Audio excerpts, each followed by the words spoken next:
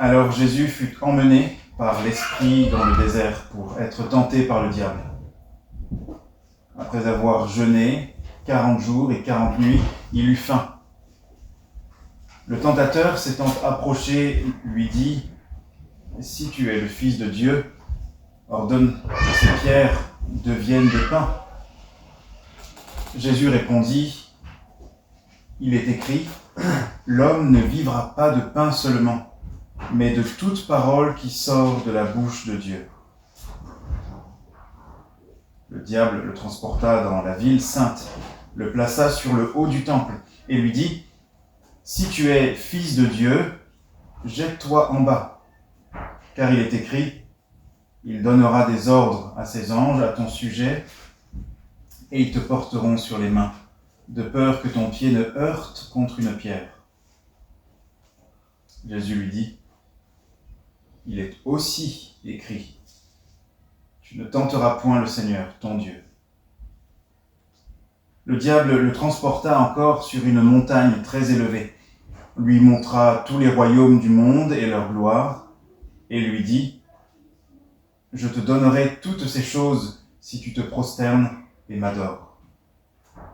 Jésus lui dit, retire-toi, Satan, car il est écrit, tu adoreras le Seigneur, ton Dieu, et tu le serviras lui seul. Alors le diable le laissa, et voici, des anges vinrent auprès de Jésus et le servirent.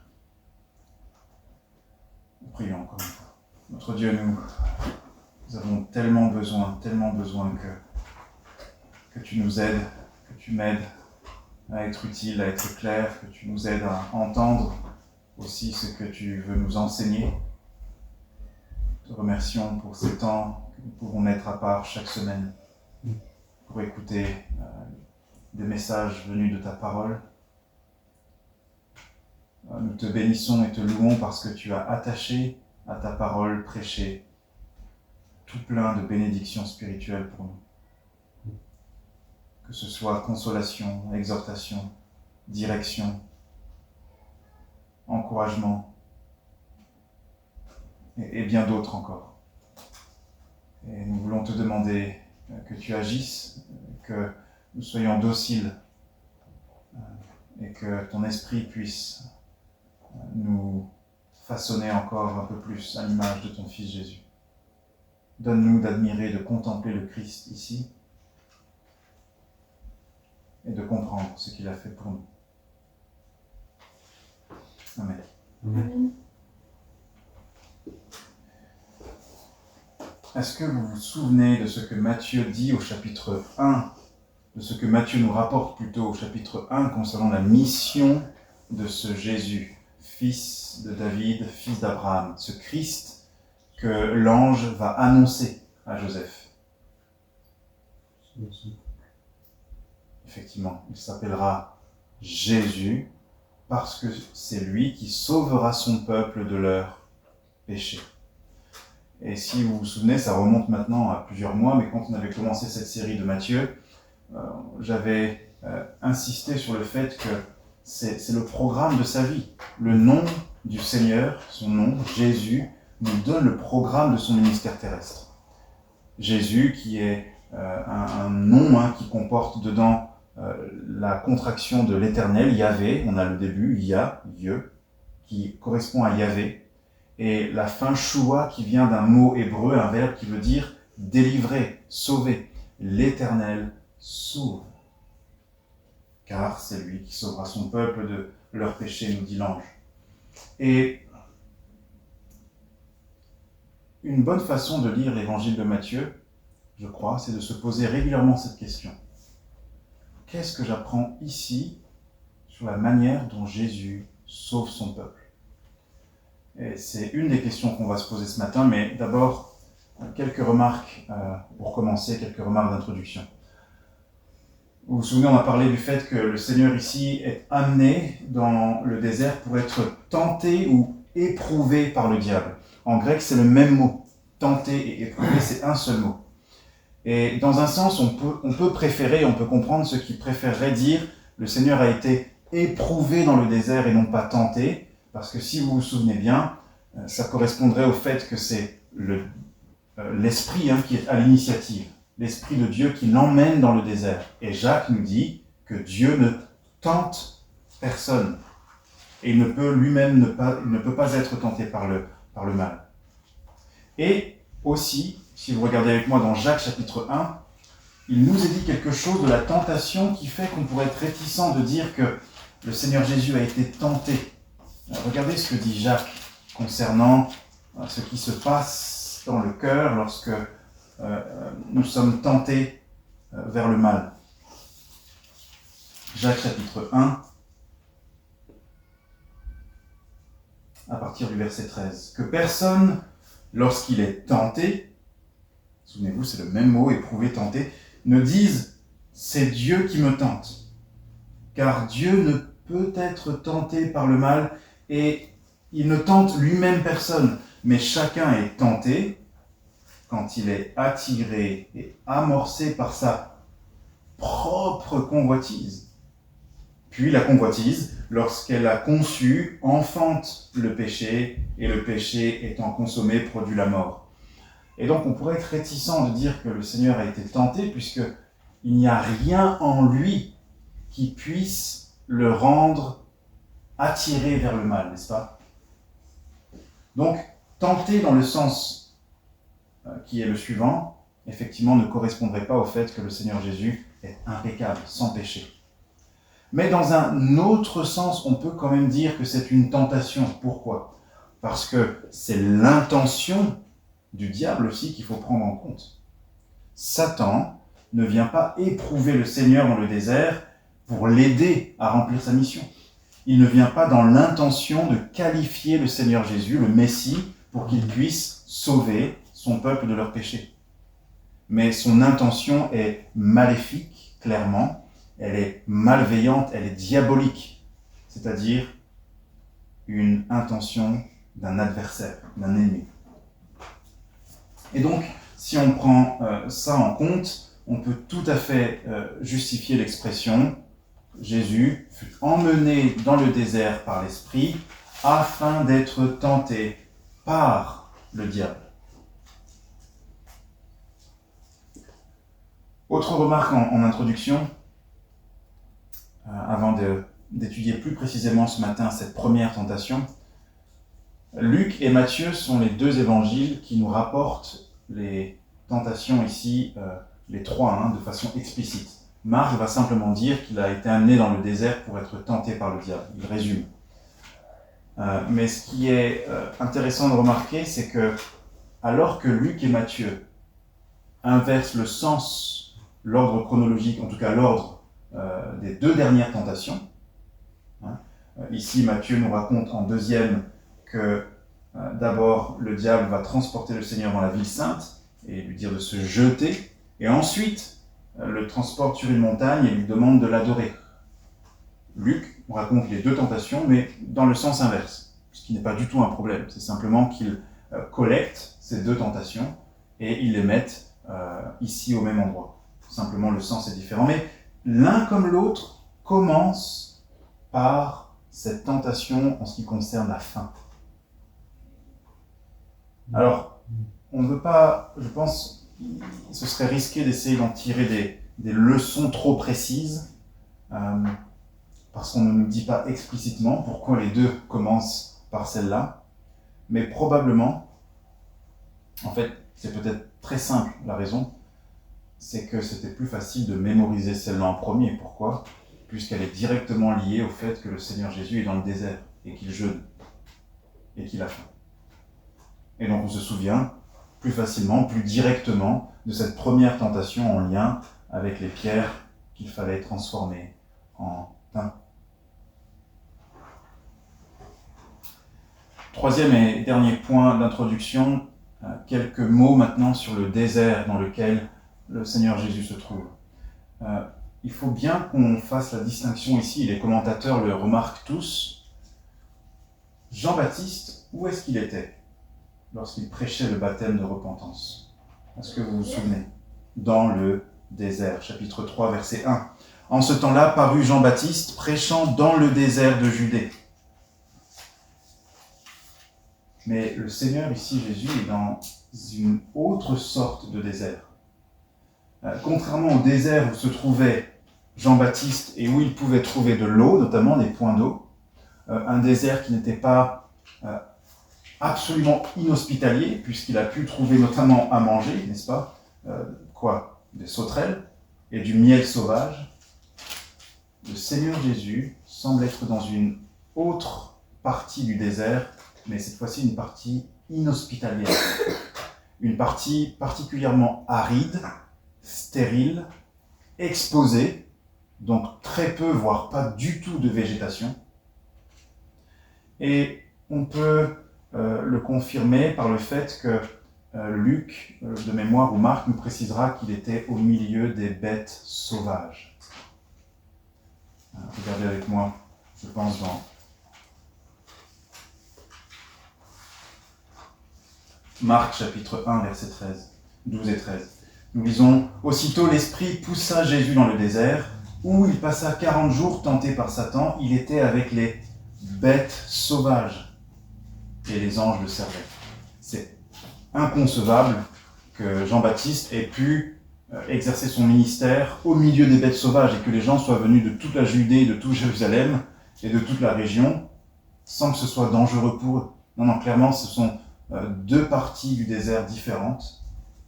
Jean-Baptiste se trouvait dans une partie du désert un peu plus hospitalière, un peu plus accueillante, évidemment moins dangereuse. Ce n'était pas le but. En attirant les foules, le but n'était pas de les exposer au danger. Mais voilà que le Seigneur Jésus est emmené dans la partie la plus rude, la plus dure du désert. Et c'est donc à cet endroit-là, dans cet endroit inhospitalier, pas accueillant, dangereux, stérile, sec, aride, on pourrait dire même un désert qui ressemble à celui des Israélites, n'est-ce pas, au pied du Sinaï, ou en tout cas quand ils ont tourné dans le désert, ne trouvant ni nourriture, ni ombre parfois, ni quoi que ce soit d'agréable. Eh bien, c'est dans ce contexte-là que le Seigneur va être tenté pendant 40 jours.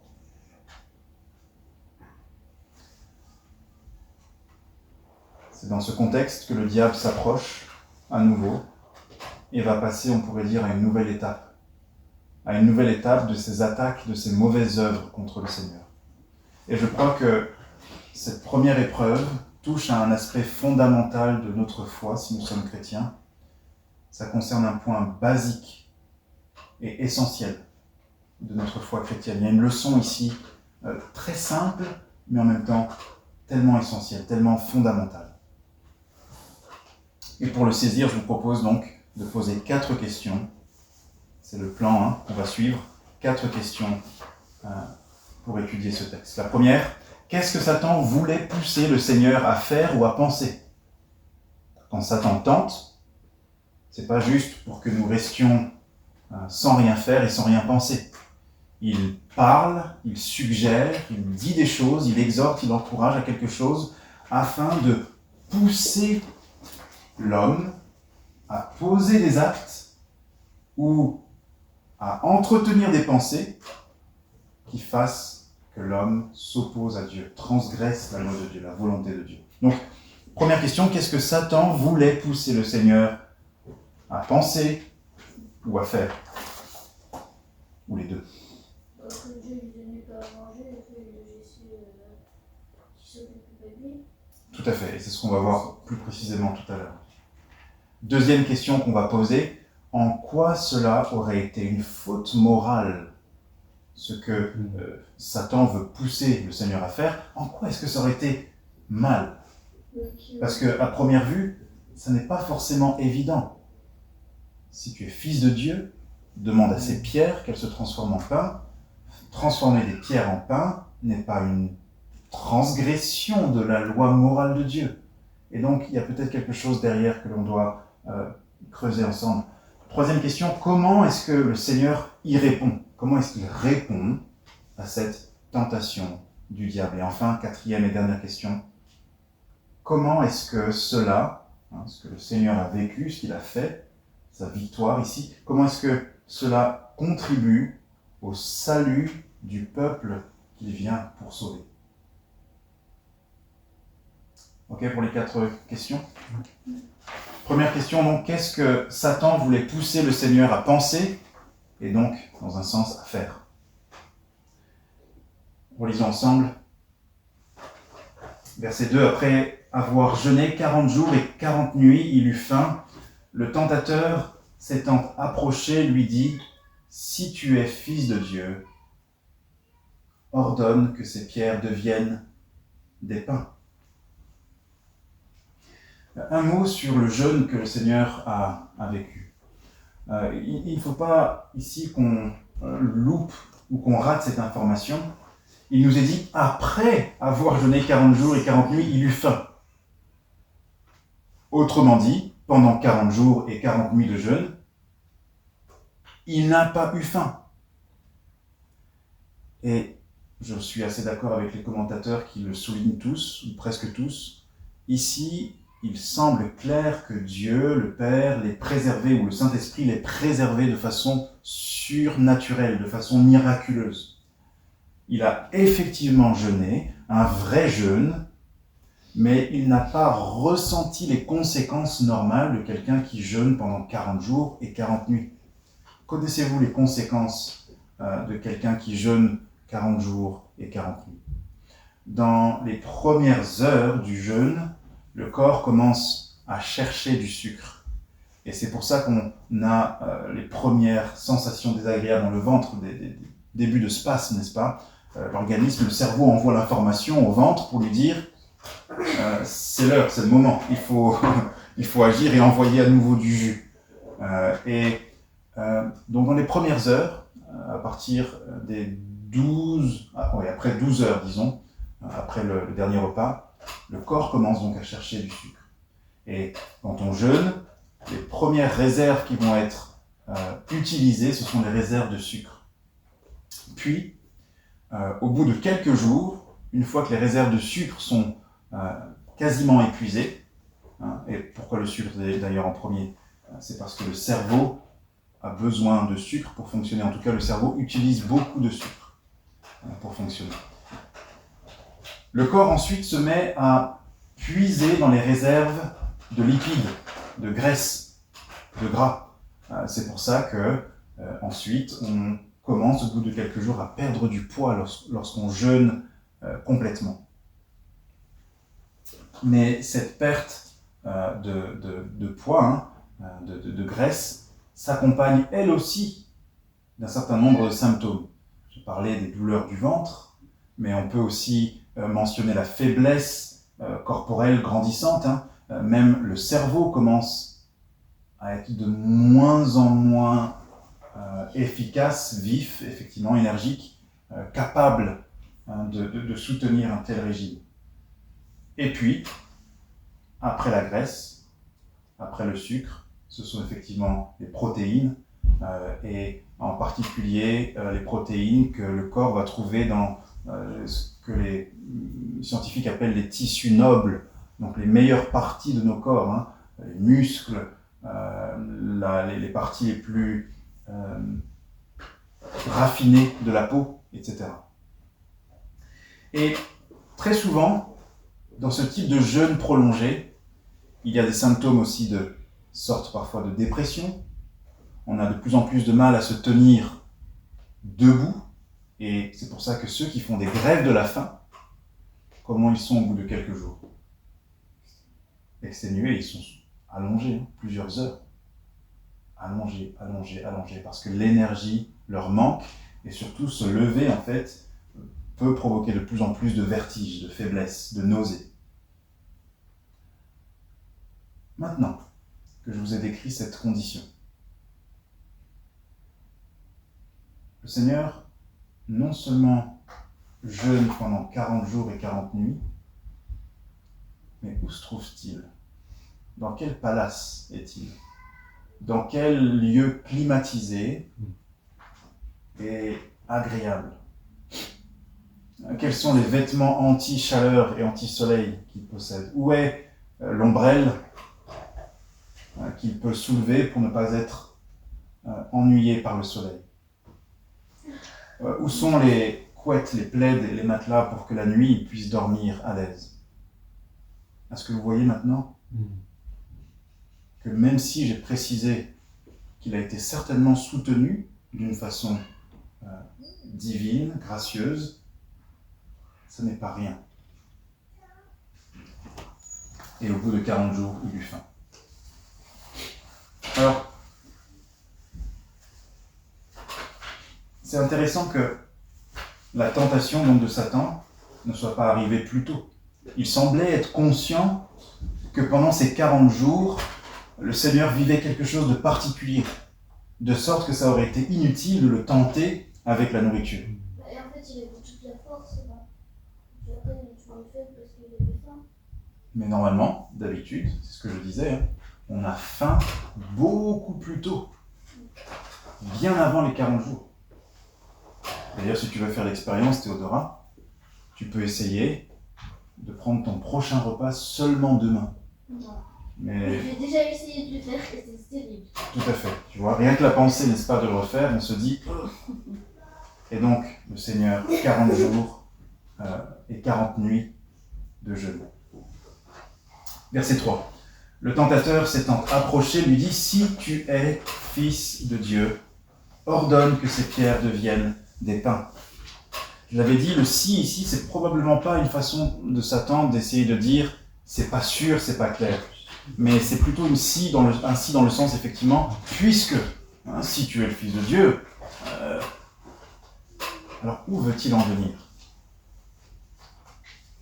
On a dit, ce n'est pas un péché de transformer les pierres en pain, surtout lorsqu'on a faim. Souvenez-vous, lorsque les disciples du Seigneur Jésus se promènent avec le Seigneur et qu'ils ont faim, le jour du sabbat, ils vont arracher des épis. Ils vont manger ces épis de blé. Les pharisiens vont faire le reproche. Le Seigneur Jésus va dire, mais si seulement vous compreniez ce passage des Écritures, j'ai aimé la miséricorde plutôt que les sacrifices. Et il va leur rappeler un épisode de David. Quand David part chassé par Saül, où va-t-il avec ses compagnons chercher de la nourriture? Dans le temple. Et il va manger quoi? Les pains de proposition que seuls les prêtres, les sacrificateurs avaient le droit de manger. Et donc on ne peut pas penser une seconde que Dieu n'ait pas condamné David qui mange les pains qu'il n'avait à l'origine pas le droit de manger, que Dieu ne condamne pas les disciples du Seigneur Jésus qui arrachent des épis le jour du sabbat, et que là, il y aurait une faute du Fils de Dieu s'il avait faim et qu'il transformait des pierres en pain. En fait, je pense que on le voit tous ici, l'intention du diable est plus sournoise que ça. Son intention, c'est de pousser le Messie à penser qu'il n'avait pas, en tant que fils, en tant que Messie, il n'avait pas à se contenter d'une condition de serviteur. Il est venu, nous dit Paul aux Philippiens, prendre la condition d'un homme et même d'un serviteur. Autrement dit, d'un homme obéissant jusqu'à la mort.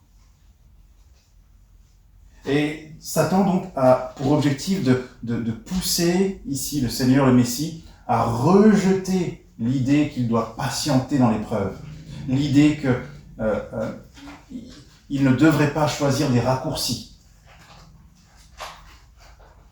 Job va s'entendre dire, quand il est en pleine souffrance,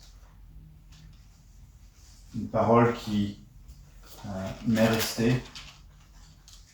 Et il y a quelques années, j'avais eu l'occasion de prêcher sur ce texte.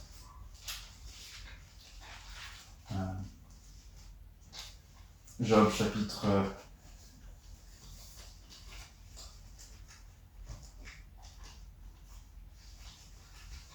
36 ou 37. Je n'ai plus la référence exacte, mais je vous le cite. Il dit « Prends garde à toi, car tu as choisi l'iniquité plutôt que l'affliction. » Autrement dit, tu as choisi le péché, le mal, plutôt que d'accepter la souffrance. Et je crois que c'est exactement ici ce que Satan veut tenter le Seigneur à faire. À refuser, à rejeter la souveraineté de Dieu qui fait passer le Messie par de telles conditions difficiles. Autrement dit, il s'agit de penser aussi qu'il devait lui-même fixer à Dieu les limites de son renoncement, les limites de ses souffrances. Et du coup, il s'agissait de ne plus dépendre docilement du Père, mais de se servir lui-même, et non plus d'être en train de servir. Autrement dit, le diable avait pour intention que, en transformant les pierres en pain, le Seigneur n'ait plus exercé de confiance dans les soins parfaits de son Père. On l'a lu dans le chapitre 3, au baptême du Seigneur Jésus. Que dit le Père ?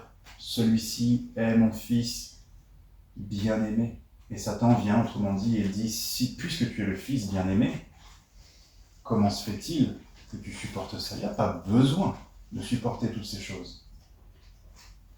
Si vous n'êtes pas convaincu de cette interprétation, une dernière chose, je pense, peut nous aider à être convaincus de ça.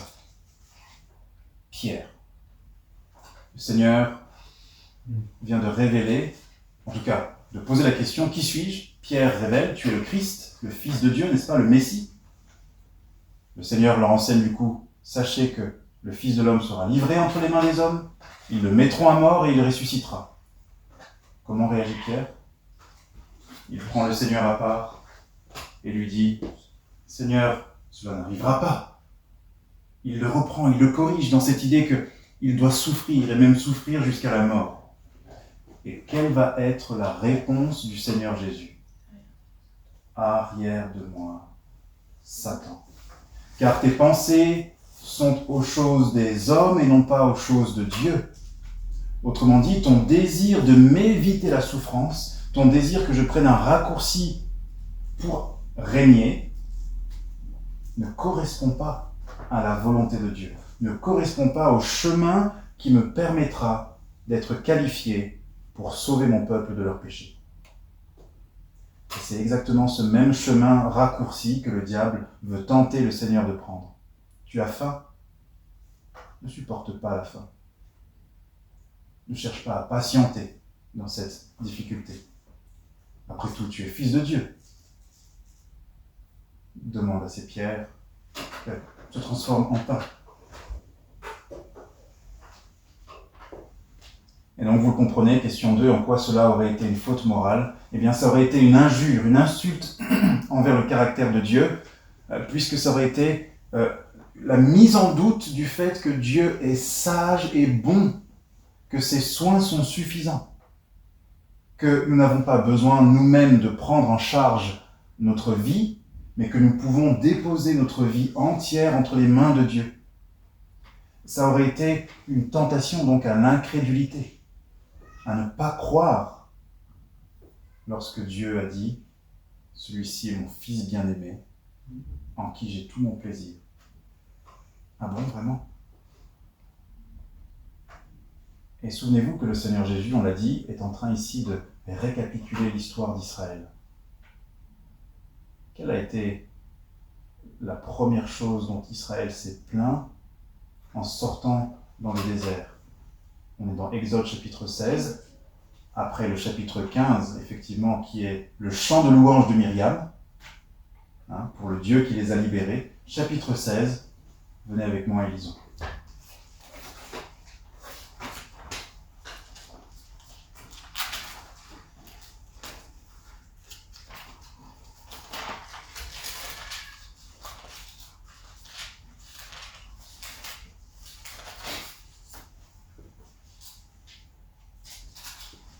Exode chapitre 16. Chapitre 15, je l'ai dit, c'est le cantique de Moïse et de Myriam qui célèbre la gloire de Dieu. Et au chapitre 16, nous arrivons et nous lisons « Toute l'assemblée des enfants d'Israël partit d'Élim et ils arrivèrent au désert de Sin, qui est entre Élim et Sinaï, le 15e jour du second mois après leur sortie du pays d'Égypte. Et toute l'assemblée des enfants d'Israël murmura dans le désert contre Moïse et Aaron. Les enfants d'Israël leur dirent: que ne sommes-nous morts par la main de l'Éternel dans le pays d'Égypte, quand nous étions assis près des pots de viande, quand nous mangions du pain à satiété? Car vous nous avez menés dans ce désert pour faire mourir de faim toute cette multitude. L'Éternel dit à Moïse: voici, je ferai pleuvoir pour vous du pain du haut des cieux. Le peuple sortira et en ramassera jour par jour la quantité nécessaire, afin que je le mette à l'épreuve et que je vois s'il marchera ou non selon ma loi. Et donc, Moïse va rapporter cette nouvelle au peuple. Et regardez ce que dit Moïse au verset 8. Moïse dit: l'Éternel vous donnera ce soir de la viande à manger et au matin du pain à satiété, parce que l'Éternel a entendu les murmures que vous proférez contre nous, contre lui. Car que sommes-nous? Ce n'est pas contre nous que sont vos murmures, c'est contre l'Éternel. Le Seigneur Jésus, qui a traversé la mer, dans un sens, lorsqu'il a été baptisé, comme les Israélites ont passé la mer à pied sec, se retrouve comme les Israélites dans le désert, et comme eux, ils se retrouvent confrontés à la faim. C'est un besoin vital. Souvent, on peut lire ce passage et penser que c'est peu de choses, parce que nous avons l'habitude de manger à notre faim, et même plus qu'à notre faim, en Occident et à notre époque. Mais, on l'a vu tout à l'heure, simplement en rappelant les conséquences d'un jeûne prolongé, c'est vital. Vous périrez si vous ne mangez pas comme il faudrait. Nous mourrons, il est possible de mourir de famine. Et donc, c'est un vrai enjeu, il y a une vraie tension ici. Est-ce que Dieu prendra soin de nous dans notre détresse? C'est un cri, je dirais, d'alerte vital. Satan le sait, que le Seigneur Jésus a revêtu une vraie humanité et que sa vraie humanité a besoin, comme la nôtre, de manger.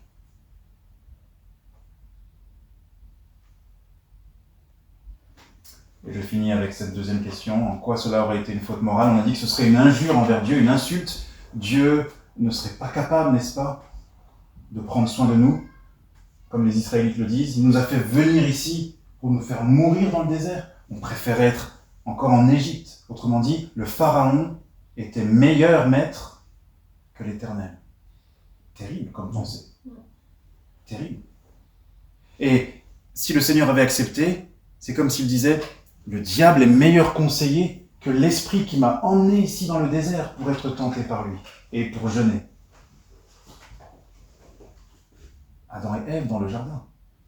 Dieu a-t-il vraiment dit que vous ne pouvez manger aucun des arbres dont vous voyez ici? Ça aurait été une insulte envers le caractère de Dieu, le Dieu bon et sage. Une tentation aussi à l'incrédulité, mais aussi une ingratitude, dans le sens où ça aurait été oublier la grâce de Dieu qui venait juste de précéder. Les Israélites venaient de passer la mer à pied sec, d'échapper à une mort certaine.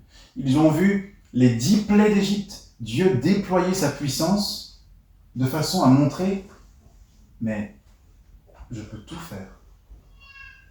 Les faux dieux d'Égypte, je les juge et les détruis. Regardez, l'un après l'autre. Et de la même façon, le Seigneur Jésus, une grâce merveilleuse, du haut des cieux, cette fois-ci, non pas les fléaux, mais la voix de Dieu qui dit: celui-ci est mon Fils bien-aimé, qui a toute mon approbation.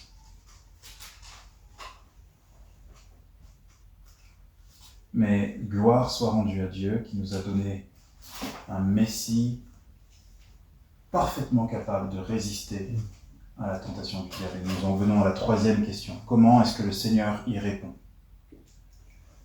Vous le voyez, il n'y a pas de suspense, pas de mystère. Verset 4, Jésus répondit: il est écrit. Il est écrit. Il est écrit: l'homme ne vivra pas de pain seulement, mais de toute parole qui sort de la bouche de Dieu. Et nous pouvons faire au moins 2 remarques. D'abord, le Seigneur ici nous montre l'estime qu'il avait de la parole de Dieu. Chers frères et sœurs et enfants et amis qui peut-être écouteront ce message, il est très clair, que tous ceux aujourd'hui qui mettent en doute, qui minimisent l'autorité et la suffisance de la parole de Dieu, n'agissent pas comme des disciples de Jésus-Christ. Que ce soit la partie charismatique, qui prétend que si nous sommes remplis d'esprit, nous n'avons pas besoin de la parole. Le Seigneur Jésus montre ici exactement l'inverse. Il est rempli du Saint-Esprit, il est emmené dans le désert, complètement dépendant du Saint-Esprit. Et comment est-ce qu'il combat spirituellement ? Par il est écrit. De la même façon, nous pouvons aussi rejeter à l'autre extrême des charismatiques, les libéraux, n'est-ce pas, qui veulent essayer de nous montrer par différents subterfuges que la parole de Dieu serait inadéquate, insuffisante, démodée en certaines parties. Et le Seigneur Jésus ne s'embarrasse pas, il n'a pas la même conviction à ses yeux. Ce qui est écrit est suffisant. Ce qui est écrit fait autorité. Ce qui est écrit doit être la règle de sa vie. Et il répond donc, l'homme ne vivra pas de pain seulement, mais de toute parole qui sort de la bouche de Dieu. Vous vous souvenez en introduction, je vous avais dit que cette première tentation va nous apprendre, nous rappeler quelque chose de fondamental, de basique, de très essentiel par rapport à notre foi. Et je crois que c'est ici justement qu'on revoit ça. Qu'est-ce que ça signifie ?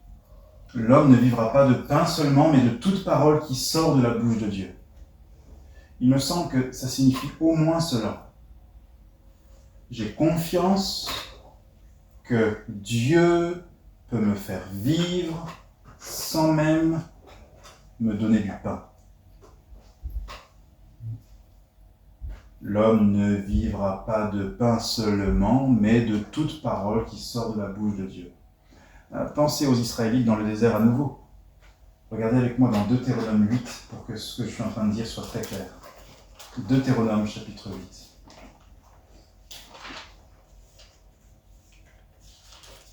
Croyons-nous, comme le Seigneur ici, que notre Dieu peut nous faire vivre, quand bien même nous n'aurions pas utilisé la force de notre bras, n'est-ce pas, pour faire un raccourci dans la souffrance et la difficulté et nous obtenir du pain. Juste les premiers versets de Deutéronome 8. Vous observerez, dit Moïse à la deuxième génération, vous observerez et vous mettrez en pratique tous les commandements que je vous prescris aujourd'hui, afin que vous viviez, que vous multipliez et que vous entriez en possession du pays que l'Éternel a juré de donner à vos pères. Souviens-toi de tout le chemin que l'Éternel, ton Dieu, t'a fait faire pendant ces 40 années dans le désert, afin de t'humilier et de t'éprouver, pour savoir quelles étaient les dispositions de ton cœur et si tu garderais ou non ses commandements. Écoutez la suite. Il t'a humilié, il t'a fait souffrir de la faim, et il t'a nourri de la manne que tu ne connaissais pas, et que n'avaient pas connu tes pères, afin que tu apprennes que l'homme ne vit pas de pain seulement, mais que l'homme vit de tout ce qui sort de la bouche de l'Éternel. Verset 5. Reconnais en ton cœur que l'Éternel, ton Dieu, te châtie comme un homme châtie son enfant.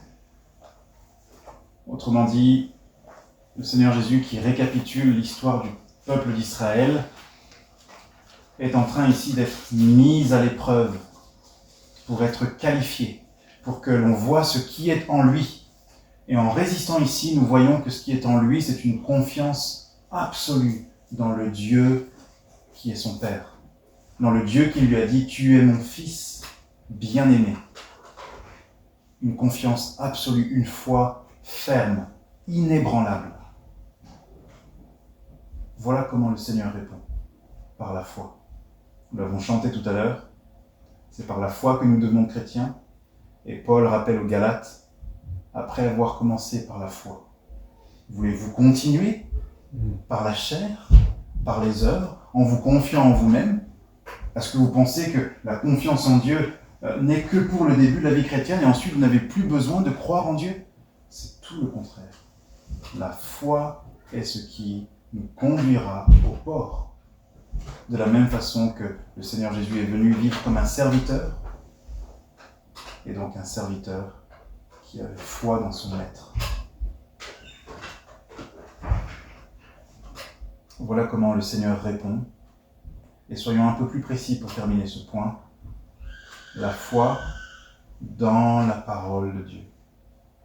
Et la foi dans le Dieu de la parole. La foi dans la parole de Dieu et la foi dans le Dieu de la parole. Il est écrit, répond-il, l'homme vivra de tout ce qui sort de la bouche de Dieu. Quatrième et dernière question. Comment est-ce que cela contribue à votre salut, si vous êtes chrétien ce matin? Comment est-ce que cela contribue au salut du peuple du Seigneur? Comment est-ce que le fait que le Seigneur ait résisté à cette tentation, qu'il ait surmonté ça, cette tentation de ne pas croire dans la bonté de Dieu, dans sa générosité, dans ses soins, dans le fait qu'il peut nous soutenir même dans la souffrance et nous accorder la patience, comment est-ce que ça nous permet de goûter au salut? Deux choses, et c'est la fin ici, on finit avec ces deux choses. D'abord, c'est pas une nouveauté, on l'a vu dans l'évangile de Matthieu, le Seigneur Jésus est notre représentant, il représente son peuple. Donc, en obéissant ici, la justice que le Seigneur Jésus accomplit nous est imputée, elle nous est comptée sur notre compte, elle est mise à notre crédit. C'est clairement ce que dit Paul dans Romains chapitre 5. C'est le chapitre par excellence qui nous parle ici de l'imputation de la justice par le Christ. Regardez, Romains chapitre 5 à partir du verset 12. Romains 5, verset 12. Vous connaissez ce passage, Paul va décrire les deux Adam, les deux hommes. Et il dit ceci, c'est pourquoi comme par un seul homme le péché est entré dans le monde, et par le péché la mort, et qu'ainsi la mort s'est étendue sur tous les hommes, parce que tous ont péché en Adam notamment, car jusqu'à la loi le péché était dans le monde. Je vais sauter un peu cette partie, arriver au verset 15. Mais il n'en est pas du don gratuit comme de l'offense. Écoutez la logique. Car si par l'offense d'un seul, il en est beaucoup qui sont morts, à plus forte raison, la grâce de Dieu et le don de la grâce venant d'un seul homme, Jésus-Christ, ont-ils été abondamment répandus sur beaucoup. Et peut-être c'est pas encore clair suffisamment. Regardez comment il va expliciter cela. Verset 16. Et il n'en est pas du don comme de ce qui est arrivé par un seul qui a péché, car c'est après une seule offense que le jugement est devenu condamnation pour nous tous, sous-entendu. Tandis que le don gratuit devient justification après plusieurs offenses. Si ça n'est toujours pas clair, le verset 17 finit de l'éclaircir encore plus. Si par l'offense d'un seul, la mort a régné par lui seul, à plus forte raison, ceux qui reçoivent l'abondance de la grâce et du don de la justice régneront-ils dans la vie par Jésus-Christ lui seul. Ainsi donc, comme par une seule offense, la condamnation a atteint tous les hommes, de même, par un seul acte de justice, la justification qui donne la vie s'étend à tous les hommes, sous-entendu tous les hommes qui croient. Le Seigneur Jésus a obéi pour notre compte ici, et c'est ainsi qu'il nous sauve. Ce qu'il a fait ici lui obtient la justice, comme tout le reste qu'il fera. Donc c'est la première chose que nous pouvons répondre à cette question. Comment est-ce que cela contribue au salut du peuple que le Seigneur est venu sauver? En résistant au péché et à la tentation, et en faisant ce qui est juste, le Seigneur Jésus accomplit la loi de Dieu qui dit que celui qui mettra en pratique ces choses vivra par elles. Sa justice est placée sur le compte de tous ceux qui sont unis à lui spirituellement par la foi. Mais ce n'est pas tout. Il y a mieux encore. Ça paraît étonnant. N'est-ce pas? Je suis en train de dire qu'il y a mieux que la justification par la foi, par la grâce. Oh oui. Oh oui. Il y a mieux parce que Dieu n'a pas fait que ça. Il y a ça, plus autre chose encore. Regardez. La transformation par la contemplation de Jésus.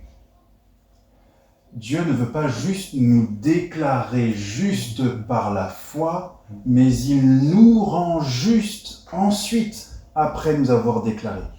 Comment? En nous transformant de gloire en gloire à la ressemblance de son Fils. Si vous voulez en avoir le cœur net, prenons un dernier texte. 2 Corinthiens 3, verset 18. On va peut-être lire un tout petit peu avant pour avoir du contexte. 2 Corinthiens, chapitre 3.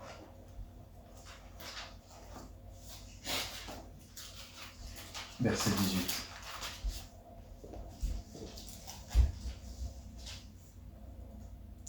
Prenons le verset 15. Jusqu'à ce jour, quand on lit Moïse, il parle ici des Juifs non convertis à l'Évangile, quand on lit Moïse, un voile est jeté sur leur cœur. Ils ne comprennent pas en lisant l'Ancien Testament, en lisant la loi, etc. Mais lorsque les cœurs se convertissent au Seigneur, le voile est ôté. Donc cette conversion, la justification par la foi, n'est-ce pas? La régénération, le départ. Ok. Est-ce que c'est tout? Lisons la suite. Or, le Seigneur, c'est l'Esprit. Et là où est l'Esprit du Seigneur, là est la liberté. Nous tous dont le visage découvert reflète la gloire du Seigneur, nous sommes transformés en la même image de gloire en gloire par l'Esprit du Seigneur. Nous n'avons pas ce voile sur les yeux comme ceux qui ne comprennent pas l'Évangile. Mais lorsque nous contemplons le Christ dans l'Évangile, par l'action de l'Esprit qui illumine notre intelligence, lorsque nous voyons son saint exemple, que se passe-t-il? Vos âmes, vos cœurs de chrétiens, vos caractères sont transformés de gloire en gloire en la même image. Autrement dit, lorsque nous voyons le Seigneur Jésus résister au diable, en disant « Il est écrit », l'Esprit travaille dans vos cœurs, dans nos cœurs, pour inscrire la même sorte de réflexe céleste, la même sorte de soif de justice et de fidélité envers Dieu, la même sorte de foi ferme, combative. Et pour ça, nous avons besoin, comme le Seigneur, de sonder, de connaître la parole de Dieu, pour pouvoir résister au diable. Voilà comment le Seigneur nous sauve, en nous représentant et en nous imputant sa justice par la foi, par la grâce, et toujours par la foi, par la grâce, en nous permettant d'être transformés à sa ressemblance. Nous voyons son saint exemple, et nos cœurs sont irrésistiblement attirés à l'imiter. Il est le chef de la foi. Et la foi vient de ce que l'on entend, ou on pourrait le dire autrement, la foi vient de ce que l'on voit, étonnamment.